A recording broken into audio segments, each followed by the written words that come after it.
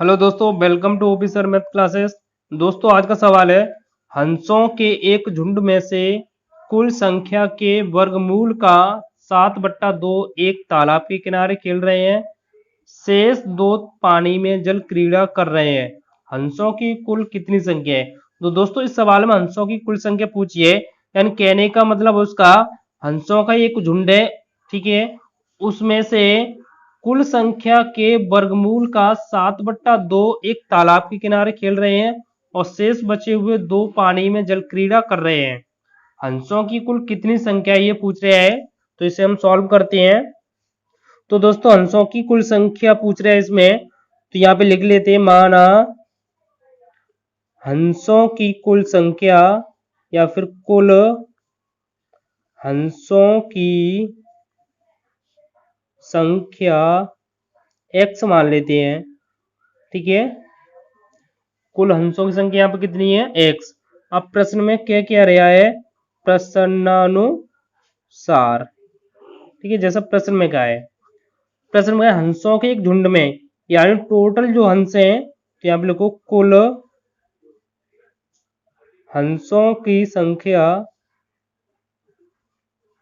कुल हंसों की संख्या बराबर उसमें से कुछ तालाब के किनारे खेल रहे हैं, तो देखो कुल संख्या के वर्गमूल का, यानी कुल संख्या के वर्गमूल का 7/2, ठीक है, इतना तो तालाब के किनारे खेल रहे हैं, और प्लस बचे हुए जो दो हंस हैं वो कहां पर गए? पानी में जल क्रीड़ा कर रही है, पानी में जल क्रीड़ा कर रहे हैं, ठीक है। तो आप लोग तो पानी में जल क्रीड़ा कर रहे हैं, तो शेष जो पानी में जल क्रीड़ा कर रहे हैं, ठीक है। तो हंसों की यहाँ पे संख्या हमने कितनी मानी थी? x मानी थी, x बराबर, अब कुल संख्या के वर्गमूल का, तो कुल संख्या x थी, x का वर्गमूल, तो x के ऊपर वर्गमूल का चिन्ह लगा दो, इनटू कितना गुना? 7/2 गुना, ठीक है, तालाब के किनारे खेल रहे थे, और प्लस दो हंस थे वो पानी में जल क्रीड़ा कर रहे थे, ठीक है। तो हमने दो प्लस लगा के लिख दिया। अब इस दो को इधर लेकर आएंगे, x की तरफ पक्षांतर कर लेंगे, तो प्लस का x जो प्लस का है माइनस का हो जाएगा 2, इधर क्या बचेगा? 7/2 और वर्गमूल के अंदर x। अब यहाँ पे देखो ये समीकरण बनने आया, ठीक है, इसका हम दोनों तरफ वर्ग कर देंगे, तो लिख दो दोनों पक्षों का वर्ग करने पर, ठीक है, तो दोनों पक्षों का वर्ग करने पर, ठीक है। तो यहाँ पे क्या हो गया? x माइनस 2 का होल स्क्वायर बराबर 7/2 रूट x का होल स्क्वायर हो गया। इसके बाद हम क्या करेंगे? यहाँ पे फॉर्मूला खोल देते हैं x माइनस 2 का होल स्क्वायर का, तो x का वर्ग हो जाएगा सबसे पहले, उसके बाद हो जाएगा प्लस b का वर्ग, b के स्थान पे क्या है? 2 दिया है, तो 2 का वर्ग कर देंगे यहाँ पे, ठीक है, 2 का वर्ग। अब इसके बाद 2ab, यानी तीनों को गुणांक में लिख देंगे, 2 x बराबर, इधर क्या हुआ? 7 का वर्ग करेंगे 49 हो जाएगा, और 2 का वर्ग करेंगे तो 4 हो जाएगा। अब रूट x का वर्ग करेंगे, यानी वर्गमूल का वर्ग, वर्ग से वर्गमूल हट जाएगा, तो यहाँ सिर्फ x रहेगा, यानी इस वर्ग से रूट हट जाएगा, तो क्या बचेगा? x बचेगा। अब इसे हम सॉल्व कर लेंगे, एक्स स्क्वायर, 2 का वर्ग कितना होगा? 4, इन तीनों गुणा कर लो, 2 दूना 4, 4 का गुणा x में करेंगे तो 4x हो जाएगा माइनस का, ठीक है, बराबर 49/4x, इधर जैसा वैसा आपने लिख दिया, ठीक है। अब इसके बाद हम क्या करेंगे? जो आपको 49/4 है, ये 4 भाग में लिखा है, तो बराबर की दूसरी तरफ जाएगा तो गुणांक में लिख जाएगा, यानी गुणा में लिख दिया जाएगा, ठीक है। तो ये 4 को हम इधर लिख लेते हैं गुणा में, तो 4 कोष्टक के अंदर लिख देंगे एक्स स्क्वायर माइनस का, सॉरी प्लस का 4 माइनस का 4x, और इधर क्या बचेगा? 49 बचेगा और x बचेगा। अब इसके बाद 4 का अंदर गुणा कर देंगे, तो 4x स्क्वायर प्लस का 4 का 4 में गुणा करें, 4 चक 16, ठीक है, माइनस से माइनस लगा दो, 4 का 4 में गुणा करें, 4 चक 16x ये हो गया। अब ये 49 है, एक्स 49x जैसा है वैसा लिख दिया। इस 49x को इधर लेकर आएंगे, ठीक है, पक्षांतर कर लेंगे इसका भी।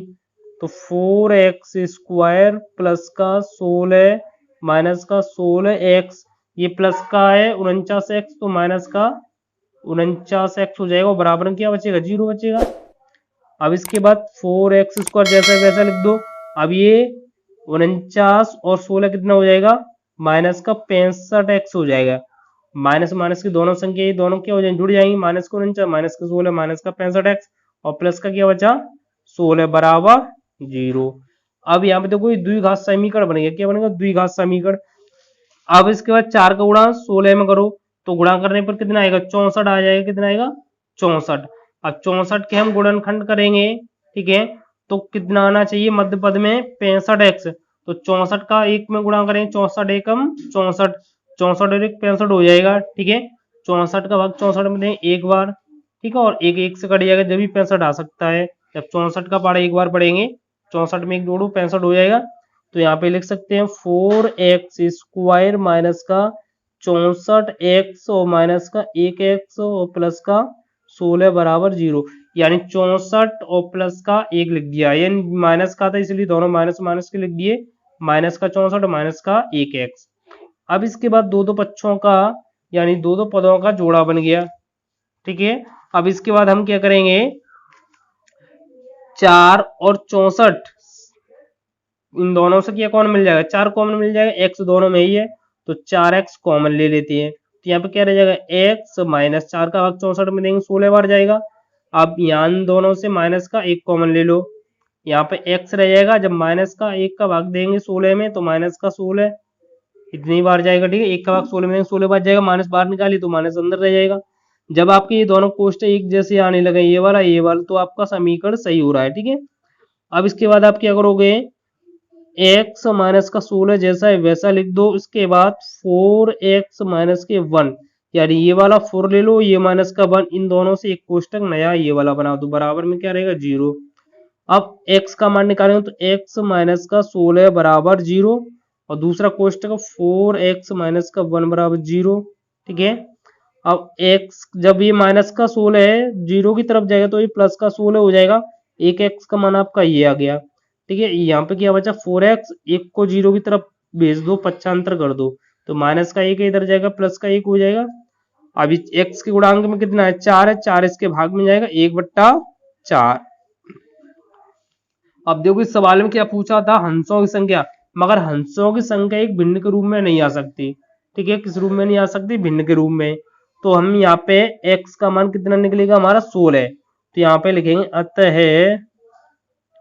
हंसों की कुल संख्या बराबर 16, यानी जो हमारे झुंड में हंस थे वो कितने थे, 16 थे, ठीक है। तो ये हमारा आंसर हो गया 16। तो दोस्तों आप हमारे चैनल पर नए हो तो प्लीज चैनल को सब्सक्राइब कीजिए, वीडियो को लाइक कीजिए। Thank you so much.